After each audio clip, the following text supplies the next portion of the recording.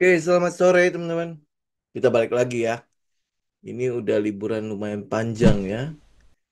Oke, screen-nya udah kelihatan, semua udah kelihatan baik. Ya, kita mulai ya. Nah, ini sekarang saya mungkin tidak akan membahas terlalu banyak tentang indeks ya. Indeks udah memprice in sesuatu. Jadi apa yang diprice in oleh indeks? Kita mau lihat adalah kemungkinan besar adalah penurunan suku bunga yang mungkin akan terjadi oleh The Fed ya. Kenapa? Karena kita lihat dari data-data ekonomi yang ada, termasuk yang inflasinya udah semakin melandai ya. Kalau teman-teman lihat inflasinya udah terus turun ya. Di ini mandinya, jadi udah terus turun. Jadi hampir boleh dibilang The Fed itu udah tidak memiliki alasan lagi untuk tidak menurunkan suku bunga. Karena kan selama ini ketua The Fed itu selalu bilang kan kita mau lihat data kan. Nah, data yang menunjukkan bahwa tingkat inflasinya itu udah terus turun, ya kan? Tahunan itu sekarang udah tinggal 3,3%. Jadi artinya semakin mendekati tingkat inflasi yang diinginkan oleh The Fed yaitu 2%. Jadi ini hampir boleh dibilang kita ngelihat udah eh, market sudah mulai memprice in ya, memprice in untuk penurunan suku bunga mungkin 2 kali dalam tahun ini. Ya bahkan ada yang sampai cukup optimis sampai ada 3 kali penurunan di tahun ini. Jadi kalau sampai ada 3 kali penurunan, nah, kita lihat juga bank-bank sentral pasti akan ikut, termasuk Bank Indonesia. Jadi kalau peluang untuk Bank Indonesia mulai ikut dalam hal penurunan suku bunga, nah itu akan menjadi salah satu yang akan kita bahas hari ini, yaitu dampak positifnya terhadap sektor properti. Ya, sektor properti. Jadi mungkin juga akan berimbas kepada sektor consumer seperti mobil ya, Asa Internasional lah, IMAS lah, ASII, IMAS dan sebagainya. Teman-teman nanti mungkin kita akan lihat sekilas. Jadi kita akan bahas cepat aja ya.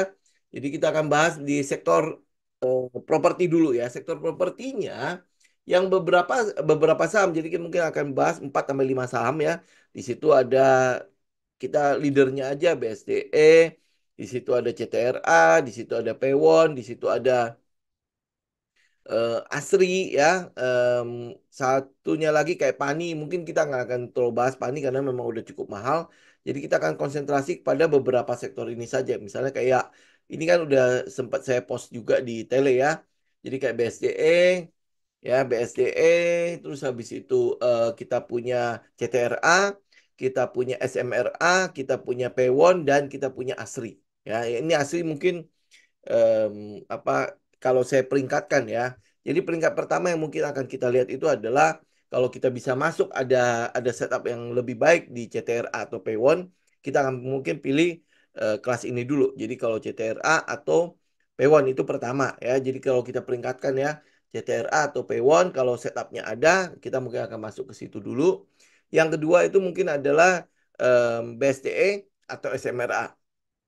Kalau BSDE ada, SMRA ada, ya mungkin ketinggalan di CTRA atau P1, ya mungkin kita bisa masuk ke dua ini, ya BSDE atau SMRA. Yang ketiga adalah ASRI, ya Alam Sutra. Alam Sutra. Jadi ya ini tinggal teman-teman pilih aja ya. Kalau memang kita masih bisa dapat yang leadernya, kayak P1 atau CTRA, mungkin kita akan lebih baik masuk ke leadernya. Ya, tapi kalau ini ketinggalan, ada BSDE atau SMRA. Ya, satunya lagi adalah yang ini yang kalau sudah benar-benar ketinggalan atau mungkin teman-teman yang lebih cenderung agresif, ya ada namanya Asri ya Alam Sutra. Sama satu lagi kalau teman-teman mau tambahin adalah Deal ya. Intiland, DILD ya. Kita lihat ya. Jadi empat ini kita mau lihat kurang lebih akan seperti apa ya. Ini pertama mungkin kita lihat dulu BSDE. Nah, kalau teman-teman lihat BSDE, yang saya posting di tele itu kan adalah weekly ya. Biar lebih gampang untuk kita lihat big picture-nya ya. Nah, kalau teman-teman lihat dari ini, dari weekly-nya, ini kalau saya kecilin untuk teman-teman di IG biar bisa lihat. Nah, ini adalah daerah bottom-nya ya, daerah bawah. Jadi setelah dia naik, kemudian dia turun kan. Ya, dia naik, kemudian dia turun ya. Turun, kemudian habis itu posisi paling rendahnya kan di daerah sini. Nah, setelahnya dia ngebase di daerah atas. Ya, nggak, hampir boleh bilang udah nggak turun lagi sejak berapa? Sejak Agustus 2021 sampai hari ini. Jadi daerah situ ya. Jadi kalau kita bilang ini adalah di supply demand-nya, ini adalah daerah di mana demand-nya muncul ya. Kemudian habis itu terjadi ada lonjakan-lonjakan harga di situ. Ya, nah kebetulan saat ini kita mulai masuk ke dalam alasannya ya. Ada story-nya, yaitu ada price in untuk potensi atau kemungkinan terjadinya penurunan suku bunga di tahun ini. Ya, jadi ini yang mau kita lihat ya. Oke, nah jadi apa yang kita lihat di BSC, teman-teman bisa lihat kalau di weekly-nya, memang kalau untuk teman-teman yang konservatif, kita mungkin akan cenderung menunggu break ya, break trend line-nya. Jadi ini adalah base-nya, ini adalah base-nya.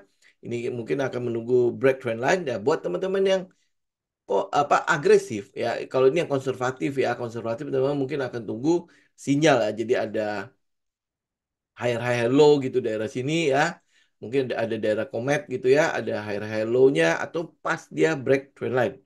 Ya, trend line. Jadi ini adalah potensi untuk kita bisa masuk ke dalam si BSD karena ini baru price in ya. Kalau baru price in. Jadi ada potensi kemungkinan besar terjadi penurunan suku bunga. Ya karena teman-teman karena potensi itu maka ada rally di bursa saham ya, ada rally di sana.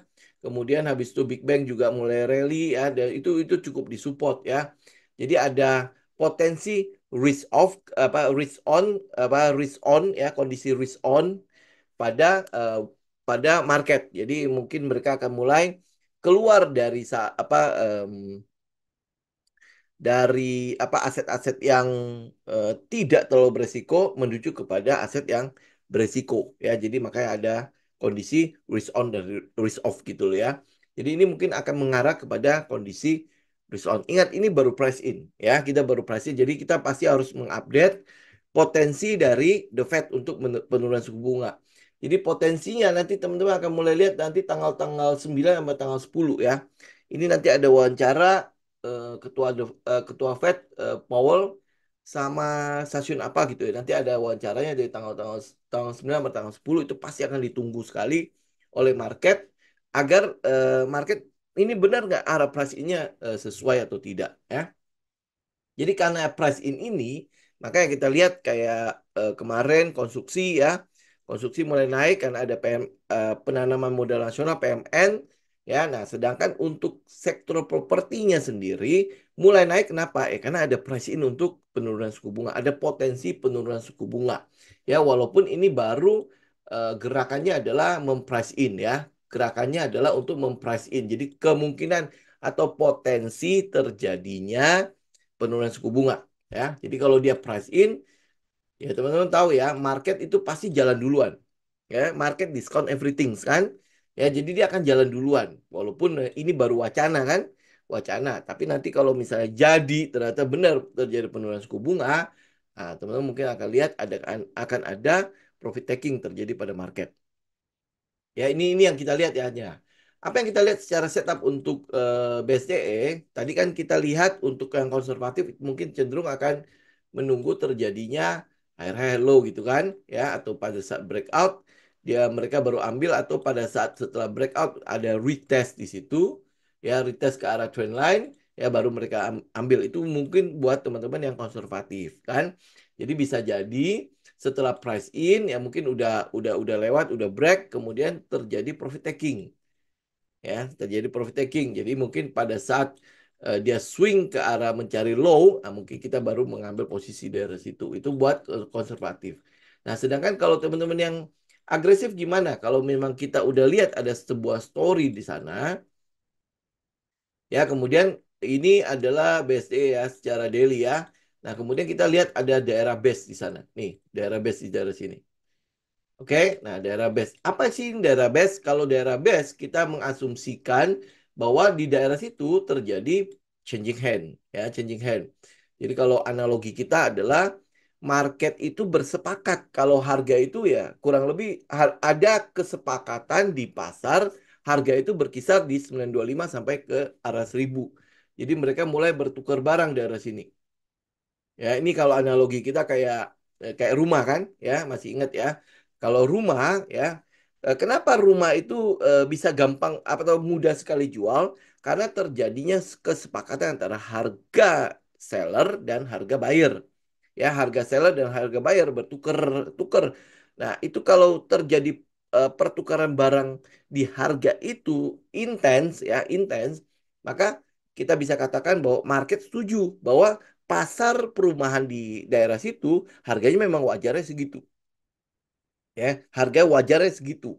Nah, sampai nanti ada misalnya ada penambahan fasilitas di daerah tersebut ya sehingga menaikkan harga dari rumah tersebut, harga dari nilai rumah tersebut sehingga harga mulai naik. Nah, ini juga sama kondisinya kalau analoginya begitu, berarti ini tadinya dianggap sebagai harga wajar dari BSD di 925 sampai ke 1000 ya.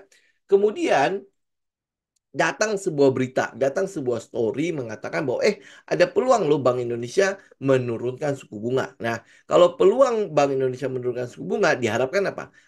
Bunga-bunga KPR juga ikutan turun, walaupun realitanya nggak secara simetris begitu ya. Bank Indonesia turunin suku bunga, otomatis bank-bank akan turun suku bunga. Tetapi ini kan namanya sentimen, namanya katalis gitu kan. Sehingga itu akan di price in oleh market. Ya, nah, itu maka dari itu karena ada berita itu, maka nilai dari BSDE dihargai lebih tinggi ya, sehingga di sini lebih banyak apa? Lebih banyak buyer, makanya harga bisa didorong. Sellernya udah mulai berkurang karena sentimen itu kan. Gitu ya. Nah, apa yang kita lihat di sini? Nah, ini adalah daerah 1000. Mungkin teman-teman bisa perhatikan siapa tahu ada pullback ya. Ada pullback, ini buat agresif ya. Pullback, nah kita akan tunggu di daerah 1000 ya dengan stop loss ya berarti daerah 925 ya. Nah, kita harapkan adalah pada saat dia pullback ke arah 1000, bayarnya masih di situ. Terus habis itu terjadi dorongan harga kembali ke atas. Ya, ini untuk BSDE. Nah, kemudian kita lihat untuk yang lain CTRA misalnya. Ya, apakah dia akan seperti BSDE? Oke, nah ini CTRA sudah jalan duluan kalau teman-teman yang agresif ya. Nih, teman-teman bisa lihat ya. Dia udah break duluan ya, dia udah break. Jadi ini adalah daerah base-nya dia. Base-nya dia ada di daerah 1080 sampai 1215 ya. Itu adalah daerah base-nya si CTRA. Jadi kita akan menggunakan cara yang sama kita masuk ke BSDE. Jadi dia akan pullback ya, pullback ke daerah kalau mungkin kalau CTRA kita bisa nunggu sampai ke daerah sini. Ya, nih. Ya di daerah 1150 sampai ke daerah 1200 itu daerah yang teman-teman mungkin bisa menjadi area yang bisa teman-teman perhatikan untuk entry di CTRA. Jadi daerah 1150 sampai 1215 ya. Stop loss-nya di bawah 1080 ya. Oke, jadi dia mungkin nanti akan pullback. Ya, pullback ke daerah sini baru terjadi dorongan untuk naik ke atas. Ya, nah buat teman konservatif ya berarti tunggu di 1340 berarti dia begitu dia break daerah atas ini, nah baru teman masuk ya. Break, break, pullback gitu ya. Oke, ini untuk CTRA. Jadi kalau misalnya kita lihat setup CTRA ada, kita lihat setup BSD ada, tetapi ini kalau kita kelas-kelasin, yang mungkin akan kita pilih itu sekali lagi CTRA P1. Yaitu akan jadi pilihan awal kita, karena secara fundamental, secara apa penjualan ya di salesnya juga dia cukup bagus, agresivitas dia melakukan apa proyek-proyek dan sales juga cukup cukup baik. Ya kayak P1 kan kita lihat ya, em, yang kita incar itu adalah recurring income-nya untuk P1 ya. Kenapa jadi banyak sekali yang ngincar P1? Yaitu karena recurring income-nya ya. Dan kita lihat recurring income untuk P1 itu cukup stabil ya, sehingga ya diharapkan pergerakan harganya juga akan cukup stabil. Sedangkan untuk CTRA kita lihat memang proyek-proyeknya ya, proyek-proyeknya. Kemudian habis itu sales untuk proyek-proyeknya cukup cukup dominan ya. Jadi sehingga makanya pilihan itu jatuh ke kelas yang awal itu ya, yang mungkin jadi pilihan utama kita adalah CTRA dan P1. Oke, ini CTRA, kemudian habis itu kalau teman-teman lihat P1, kita malah bahas BSC duluan ya. Oke, ya kita lihat P1, ini P1 nih teman-teman bisa lihat ya, pergerakannya juga ngikutin CTRA lah ya. Kalau kita lihat dia udah, ini saya ambil close-nya aja atau ambil full-nya aja deh. Nah, Ya, kalau kita lihat itu ada daerah 414 ya. Jadi di breakoutnya itu di sekitar 414. Tapi kita masih bisa nungguin. Oke ya, kalau teman-teman lihat dari supply demand-nya, kita masih bisa menunggu di daerah bawah sini. Ya, daerah sekitar 380, 36, 366 sampai 380. Nih, kalau teman-teman lihat weekly-nya untuk Paywon, weekly-nya kan begini.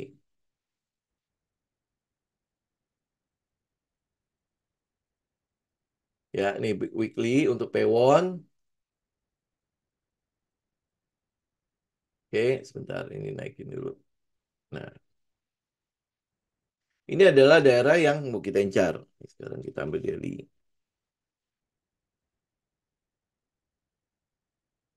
Nih, ya kurang lebih di daerah 366 sampai 386. Ini ini kalau dia pullback, ini kan udah belum break ya. Ini sebenarnya udah mulai break ya, udah mulai break. Cuman kita butuh konfirmasi dia break. Ya kan? Ini kan lihat ya, teman-teman lihat ya. Ini dia udah close di atas kan. Ini close daerah. Ini kalau resisten kita lihatnya di 418. Ya, nah tapi ini kan belum konfirmasi. Kenapa belum konfirmasi? Karena lihat shadow-nya kan masih di atas ya. Ya, kemudian kalau saya taruh lagi satu di sini, nih ya. Nah, 438. Jadi kita masih bisa mengharapkan ya P1 itu bisa balik dulu ke daerah 386, 386 sampai 366. Artinya stop loss-nya kita taruh di bawah 366. Ini SL-nya daerah situ ya. Jadi kita akan tunggu dia pullback ya, pullback ke daerah 386 sebentar kalau teman-teman mau lihat persisnya ya. Kita akan tunggu dia pullback ke daerah sini. Oke, di daerah 386 sampai 400 ya. Dia kita akan tunggu dia pullback daerah situ. Oke, SL-nya berarti daerah bawah di daerah di bawah 366. Habis itu kita berharap adalah dia kembali naik ya. Jadi nanti akan ada high low minornya di situ. Nah, buat yang konservatif kita berarti akan tunggu dia break trend line. Jadi break trend line, pullback, nah baru kita ambil daerah situ. Ya, ini P1. Oke, BSDE, P1, SMRA paling ya. Oke, nah SMRA ini mungkin kurangnya buat kalau kalau di kita ya, kurangnya SMRA itu adalah dari kepemilikan porsi kepemilikan saham di masyarakatnya itu cukup besar ya. Ini udah di atas 50% lebih. Ya, saya lupa ya ini antara berapa ya, udah mau masuk 60% atau jangan-jangan udah sampai 70%. Teman-teman cek lagi ya. Oke, tetapi kalau teknikalnya SMRA itu cukup menarik. Ya, nah jeleknya SMRA itu ya di situ ya, di daerah porsi kepemilikan saham di masyarakatnya itu udah di atas 50%. Teman-teman cek ulang deh. Ada sekitar berapa persen gitu. Pokoknya itu udah di atas 50% untuk porsi kepemilikan di masyarakatnya. Nah, teman-teman lihat ya, kalau untuk si SMRA, kalau saya tarik trend line ya, kalau saya tarik trend line, itu sebenarnya udah mulai break. Ini trend line weekly ya. Saya ambil ke daily, dia udah mulai break. Ya udah mulai break, kemudian udah mulai pullback. Oke, dia udah mulai pullback, ya udah ke 51,36% ya Pak. Oke, thank you. Ya, nah ini untuk SMRA ya. Pokoknya dia udah di atas 50. Jadi porsi kepemilikan saham di masyarakatnya sudah 51,36%. Jadi kalau diurutkan ya untuk saham-saham properti yang besar-besar, kalau saya tidak salah lagi ya, itu porsi kepemilikan saham di masyarakatnya paling gede dia. Ini untuk yang itu ya, untuk saham-saham yang big ya, untuk saham properti yang back ya, misal yang tadi kita bahas, misalnya BSDE, CTRA, SMRA, Pewon ya, dia paling besar, ya, dia paling gede. Ya ini memang jeleknya dia kurang lebih di situ ya. Nah oke, kita lihat ya, ini kalau SMRA ya, balik lagi, ini dia udah pullback, ini udah pullback ke arah trendline. Ini ingat trendline weekly, jadi harusnya cukup kuat ya untuk trendline itu ya. Ya dan dia udah pullback. Jadi kalau misalnya lihat dari ini momentumnya ini sebenarnya udah bisa jadi area buat kita masuk hari ini. Ya lihat apa volumenya teman-teman bisa lihat ya ini kan volume naiknya kencang kan ya kemudian dia pullback. Ya pullbacknya juga volumenya mengecil ya volumenya mengecil. Jadi ini besok baru Selasa kan. Ya, jadi kalau nanti dia price in, ada peluang dia masih akan sampai ke 555 ya. Jadi dia dia pullback sampai ke 555, mungkin kita bisa tunggu daerah situ 555. Ya, kalau teman-teman ambil SL-nya berarti di bawahnya sekitar 492. Jadi kalau saya tarik ya, saya pakai fix aja ya. Oke, ini kurang lebih kalau saya pakai fix mana 8. Oke, kurang lebih di sekitar 510 kalau saya masuk di daerah 555. 1/3 ya. Jadi kita akan tunggu di kurang lebih di 555 ya, 555. Jadi dia akan pullback ke daerah sekitar 555 dengan SL di daerah 510. Jadi SL itu kurang lebih di daerah nih, ini daerah rally base rally ya. Kita harapkan dia nggak tembus di situ. Tapi kalau teman-teman ngambil ini sampai ke bawah itu berapa? Ini sekitar 10-11%-an. Ya kalau sampai dia 11%, 1/2 nggak? Masih 1/2, masih cukup wajar sih. Sampai ke daerah 725 itu masih 2,5. Oke, nah kalau saya ambil 1/2 lah ya. 1/2 itu di sekitar 685 kalau kalau untuk ini. Untuk 1/2-nya ya. SL-nya berarti di bawah 492. Ini berarti SL-nya kurang lebih 11% lebih loh ya. Oke, ini untuk SMRA. Kemudian habis itu satunya lagi apa? ASRI. Ya, ASRI. Nah, kalau untuk ASRI, ini kan second liner kan. Teman-teman lihat ya. Ini second linernya nih. Ya, ini adalah daerah bawahnya nih. Ini kurang lebih di 87 ya. Jadi sempat turun kemudian habis itu naik. Ya, ini untuk urutan-urutannya fase-fasenya teman-teman urutin sendiri ya. Oke, nah kemudian habis itu dia mulai turun turun turun turun. Nah, kita sih berharap tidak ada spring lagi ya daerah situ ya. Ini adalah daerah di mana ya 108 sampai ke daerah 138. Ya, kalau nggak ada spring berarti dia udah kelar nih. Oke. Jadi kalau teman-teman mau ambil ya ambil daerah-daerah sini. Daerah 130 ya dengan SL-nya di daerah 108. Ya, ini kalau dilihat dari weekly. Tapi kalau teman-teman mau kecilin SL-nya, kalau mau kecilin SL-nya, caranya adalah lu tunggu dia pullback ya, tunggu dia pullback berarti dia bikin swing low kan. Ini kan udah change of character nih. Belum ya? Belum karena masih shadow nih. Ya, ini nanti kita akan tunggu dia break kan. Dia break berarti jadi change of character. Ini kalau teman-teman mungkin ada yang alirannya cuman shadow doang di sudah dianggap sebagai change of character, maka kita akan lihat dia akan swing low. Ya, swing low. Nah, low-nya itu berarti akan kita akan lihat dia swing low. Ya, jangan sampai patahin ini. Ya, habis itu dia mulai naik kembali. Ya, nah bagaimana kita masuk? Berarti teman-teman tunggu komet. Jadi ini adalah titik satu. Kalau ini sudah dianggap break, berarti ini titik dua ya. Nah, dia akan cari swing low. Ya, swing low. Nah, swing low-nya di mana? Itu akan jadi titik tiga kita. Oke, nah next. Dia kan pasti akan ada ambil high kan. Ini akan jadi boss kan. Ya, nah next. Berarti ini titik keempat. Kalau dia swing low, nah low ini nggak boleh patah. Nah, sehingga ini akan jadi tempat kita entry. Ya, ini satu, dua, tiga, empat. Itu kalau teman-teman yang konservatif.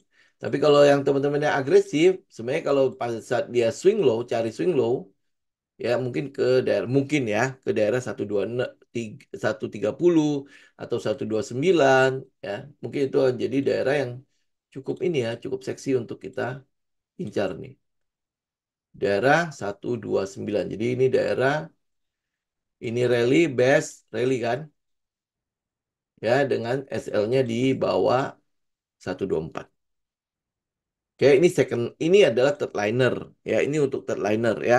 Jadi artinya saya ulangi ya, pilihan kita adalah yang kelas awalnya, yang pilihan utama kita adalah CTRA P1. Kemudian yang kelas 2-nya kita akan ambil BSDE SMRA. Kalau CTRA dan P1 kita nggak dapat, ya kita bisa ambil BSDE atau SMRA. Ya, nah pilihan ketiga adalah si ASRI, ASRI atau teman-teman bisa coba lihat deal, DILD, ya deal. Ini pilihan kalau lu nggak dapat itu dari atas sampai ke bawah, ya lu bisa ambil deal ya. Ini mungkin setipe ya kalau dengan si Asri ya. Teman bisa lihat lah ya. Kurang lebih setipe ya. Dia udah sempat turun, bahkan turun sampai jauh banget dari ke bawah. 151. Kemudian habis itu ini udah change of character. Nah, ya tipikalnya kurang lebih kayak Asri ya. Dia mau break tapi nggak bisa. Nih, teman-teman lihat IG ya. Dia mau break tapi nggak bisa ya. Nah, tapi ada yang alirannya kan gitu ya. Walaupun dia nggak close di atas, tetap dianggap sebagai change of character. Jadi kalau ini dianggap sebagai change of character, berarti kan sebenarnya dia udah mulai berubah dong ya. Jadi tadi ya turun, sekarang udah mulai naik ya. Tinggal cari swing low ya, swing low. Nah, ada yang agresif, berarti dia tunggu swing low-nya di mana ya. Begitu dapat swing low, dia mereka akan mulai entry ya. Tapi kalau teman-teman konservatif, teman-teman bisa tunggu dia comeback. Jadi udah membentuk higher low baru masuk. Gitu ya, tipe ya. Asri deal itu kurang lebih tipe itu untuk teknikalnya. Jadi ya pilihannya kurang lebih itu. Ingat ya sekali lagi ya, ini kita sedang mencoba untuk memprice in sebuah story tentang ada peluang penurunan suku bunga. Ya, nah penurunan suku bunga sudah terjadi belum? Jelas belum. Oke, nah karena itulah makanya kita perhatikan ya, karena ada pergerakan di sektor properti. Karena apa yang membuat si sektor properti bergerak? Karena adanya peluang terjadinya penurunan suku bunga. Itu kan adalah sentimen cukup positif untuk sektor properti. Ya, suku bunga naik berarti negatif kan? Suku bunga turun berarti itu positif. Ya, jadi akan ada gelombang untuk price in buat hal itu. Ya, dan itu sudah kita lihat dari data-data yang ada. Oke. Ya, ini kurang lebih ya untuk si properti. Kemudian teman-teman juga bisa lihat untuk aset internasional, untuk sektor otomotif itu juga pasti ada pengaruhnya karena itu sentimen cukup positif untuk sektor otomotif. Kenapa? Karena ada potensi penurunan pada KPM, kredit kepemilikan mobil ya, ya KPM ya, kredit kepemilikan mobil. Jadi ada peluang juga terjadi penurunan suku bunga di daerah situ. Ya, ya. Kalau teman-teman lihat ya pasti pilihan kita adalah Astra Internasional. Kenapa? Karena kalau secara setup dia cocok, ya cocok. Ini ambil weekly deh. Ya, dia udah turun lumayan kan? Ya, ini klimaksnya kan kurang lebih daerah sini. Betul ya, klimaks. Coba kita lihat. Ya, kurang lebih ya. Klimaksnya itu adalah daerah-daerah sini. Ini adalah daerah klimaks, betul ya. Sebelumnya kan tidak ada volume sebesar ini. Ya benar ya, sebelumnya nggak ada kan. Baru ada di 2017 kan. Nih ya, sampai ke 2016 itu nggak ada volume sebesar ini. Betul nggak? Nah, 2016 ini lihat ya, volumenya kan sebesar ini. Yang IG sorry ya, kayaknya nggak bisa kelihatan nih. Ya, volumenya sebesar ini. Kalau teman-teman lihat ke belakang, kan nggak ada yang sebesar ini kan. Nah, itu klimaksnya. Oke. Ya, nah, bahkan ini udah ada satu volume lagi lebih besar daripada klimaks, ya, lebih besar daripada low. Nah, apa yang sedang diincar, dia pasti akan ngincar ke daerah bawah kan. Jadi ini mungkin akan jadi daerah yang mungkin bisa teman-teman tungguin untuk Astra International. Ya, ada peluang price in sebentar. Mana ini? Nah, ini base-nya di mana? Base-nya daerah sini. Ini kalau lihat dari ini ya, supply demand itu berarti daerah sini. Ini leg in, leg out kan. Ya, kemudian habis itu dia sempat ngebase daerah sini. Dari 3.600 sampai ke 4.100. Itu daerah base-nya. Daerah yang sempat mereka sepakat bahwa harga itu pas untuk Asia internasional. Ya ini daerah sini. Oke, setelah klimaks kemudian mereka ngebase kan daerah situ baru naik lagi kan. Ya, jadi kalau di supply demand kita bilang ini adalah drop, base, ya, rally. Gitu. Jadi daerah 4.100 sampai ke daerah 3.200 itu adalah daerah yang saya bilang itu adalah harga yang lumayan lumayan lumayan menarik secara teknikal untuk si Astra International. Ya, kalau mungkin teman-teman di fundamental mungkin akan lihat harga ini mungkin adalah harga yang cukup wajar untuk Astra International. Ya, apalagi dengan potensi penurunan suku bunga di tahun-tahun yang akan datang. Ya, jadi ini berarti suku bunganya udah mulai peak kan? Ya, sudah mulai pivot kan? Sudah mulai plafon nih. Jadi ada potensi penurunan. Nah, kalau ada potensi penurunan, ini mungkin akan bisa kita incar. Jadi sektor properti sama sektor otomotif ya. Nah, kalau sektor otomotif, pasti kita akan mulai lihat Astra International. Oke, kita pasti akan mulai lihat internasional. Kalau teman-teman lihat dari daily-nya, ini masih downtrend, ya. Ini masih downtrend. Jadi karena itulah makanya kita tunggu daerah 3.230 sampai ke 4.100. Ya, mungkin dia akan sampai ke situ nggak? Ini adalah daerah di mana pernah ada kesepakatan atau pernah terjadi selling climax. Nah, kita tinggal menunggu apakah ada spring atau enggak. Kalau dia nggak ada spring, ya berarti ini adalah daerah potensi untuk kita mulai perhatikan. Nah, kalau secara setup, apa yang kita tunggu kalau untuk Asia Internasional? Pertama adalah money spot. Ya, mungkin dia akan tunggu, dia akan turun sampai ke daerah situ. Ini kan terjadi pembuangan barang lumayan gede ya. Ya, nah ini mungkin akan turun dari daerah situ. Nah, kemudian habis itu mungkin akan terjadi money spot daerah situ. Nah, kita mau tunggu. Ya, kalau terjadi money spot, pilihannya kan cuma dua, naik atau turun. Kalau dia turun berarti kemungkinan besar spring. Kalau dia naik mungkin akan terjadi LPS lagi daerah situ. Nah, berarti ini bulan apa? Bulan Juli kan? Juli itu harusnya udah mulai ada laporan Q2. Ya, laporan Q2 itu pasti akan ditunggu oleh market. Nah, kemungkinan besar nanti money spotnya akan ada daerah-daerah ya antara Juli ini atau ke Agustus ya. Nah, nanti September mungkin sudah mulai ada pergerakan menuju ke Q3. Ya, kalau sampai penurunan suku bunga terjadi, ya ini mungkin jadi sentimen yang cukup positif untuk otomotif ya. Nah, pilihan kedua pasti IMAS. Ya, cuman IMAS ini jeleknya adalah likuiditas. Ya, IMAS itu ini yang tidak enak itu dari IMAS itu adalah likuiditas. Nah, otomotif yang lain ya berarti suku cadang. Suku cadang, jadi teman-teman mungkin bisa perhatikan auto, DRMA, tapi ini auto DRMA mungkin menunggu si otomotif jalan dulu.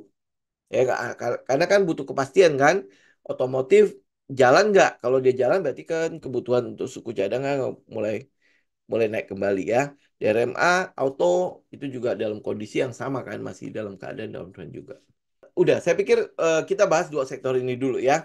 Semoga nanti kita bisa lihat sektor-sektor yang lain. Ingat ini price in ya.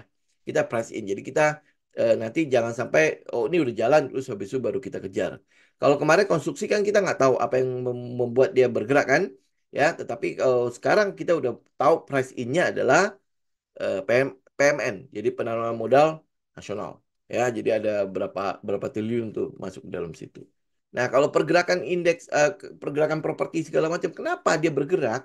Karena mereka mencoba untuk memprice in. Ya, memprice in. Kalau seandainya terjadi penurunan suku bunga. Nah, kalau nanti ternyata benar terjadi penurunan suku bunga, baru kita masuk, ya jelas udah telat. Gitu. Karena itulah makanya kita kejar. Ya, kita kejar untuk memprice in, bukan mengejar harganya. Ya, memprice in potensi penurunan suku bunga.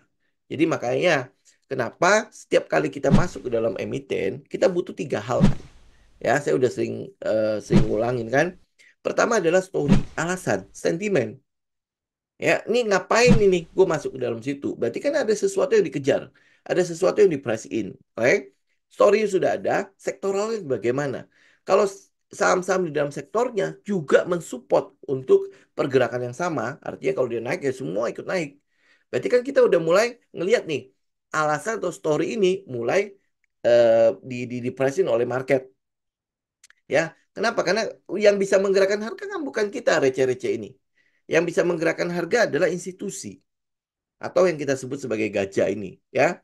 Nah, kalau gajah ini apalagi dia sampai masuk ke dalam emiten-emiten dalam satu sektor itu, berarti kan dorongannya sama, ya. Sentimennya yang dilihat itu sama, gitu kan.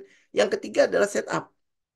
Ya nggak mungkin lu masuk ke dalam sebuah emiten, ya, eh, nggak pakai babi bu gitu kan. Di mana gue mau entry-nya, ya di mana stop loss gua, di mana risk management gua. Apakah gua masuk di harga sekarang itu apa risknya itu adalah paling kecil. Ya kita butuh tiga ini. Ya karena itulah makanya sekarang story-nya kita clear, ada potensi penurunan suku bunga. Kemudian kita lihat sektoralnya, tadi kan kita udah bahas ya, itu ada 5 saham saja itu bergerak di arah yang sama. Artinya mulai up kan, ada pergerakan harga di situ. Kemudian setupnya ada nggak? Ah, ada setup agresif, setup konservatif. Itu kelihatannya apa kita bisa dapat daerah situ. Risknya bagaimana? Nah, risknya kecil apa enggak? Gitu. Kalau risknya kecil, berarti sudah tidak ada alasan untuk kita menunda untuk masuk. Gitu ya. Jadi tinggal kita tunggu. Dan ingat ya, setelah 3 alasan itu, kita menunggu di area yang kita mau. Haltenya di mana. Jadi kalau haltenya di situ, ya udah kita tunggu di situ. Ya, jadi walaupun harganya lari, ya lari kita nggak perlu mengejarnya. Kita cukup menunggu harga nyamperin setup kita. Oke, ya karena itulah makanya saya kelas-kelasin. Kalau lu lihat BSD, apa lu lihat kelas pertama, kayak misalnya P1 sama CTRA, kalau lu udah dapat itu ya sudah, itu yang akan jadi eh, apa saham properti yang masuk dalam portofolionya lu. Udah, yang lain lu nggak usah lihat lagi kalau lu udah dapet CTRA atau dapat P1. Tapi kalau dua ini nggak dapat di jalan gitu kan, ya lu lihat kelas yang kedua, BSD atau SMRA.